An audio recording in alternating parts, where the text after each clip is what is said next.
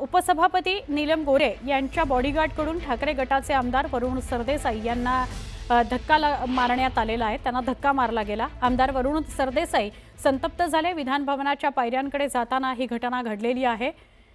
वरुण सरदेसाईंना धक्काबुक्की झालेली आहे। विधान भवन परिसरात सरदेसाईंना धक्काबुक्की झाली आणि नीलम गोरेंच्या सुरक्षा रक्षकाने त्यांना धक्का दिला असं त्यांचं म्हणणं आहे। सुरक्षा रक्षकाचा धक्का लागला। धक्का लागल्याचा प्रकार दुसऱ्यांदा घडलेला असं त्यांचं म्हणणं आहे। आमचे प्रतिनिधी उदय जाधव यांना विचारा, उदय काय घडलं नेमकं?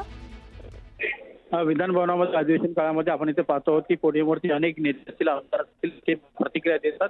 त्याचप्रमाणे उपसभापती प्रतिक्रिया देत होत्या। त्याची प्रतिक्रिया संपल्यानंतर त्या मागे फिरल्यानंतर मागच बाजूला शिवसेना उद्धव ठाकरे पक्षाचे आमदार वरुण सरदेसाई हे येत होते। ते येत असताना नीलम यांचे सुरक्षा रक्षक होते ते आणि वरुण देसाई यांच्या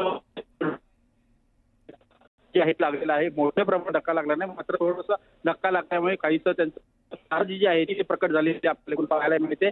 आमदार वरुण सरदेसाई यांनी या संदर्भात नाराजी व्यक्त केली आहे। असा प्रकार जो आहे तो दुसऱ्यांदा घडला असल्याचं त्यांनी सांगितलेलं आहे। नक्की ते बोलताना असं धन्यवाद उदय माहिती दिल्याबद्दल। न्यायालय फक्त दुसऱ्यांदा घडलं।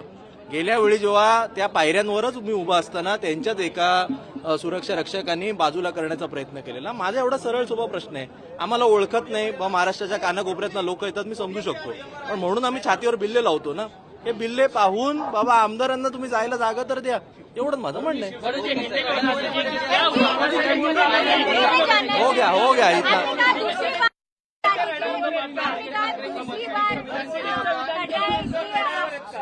नहीं हिंदी में इतना ये बड़ा नेशनल इशू नहीं है, तो हिंदी में बोलने की जरूरत नहीं है।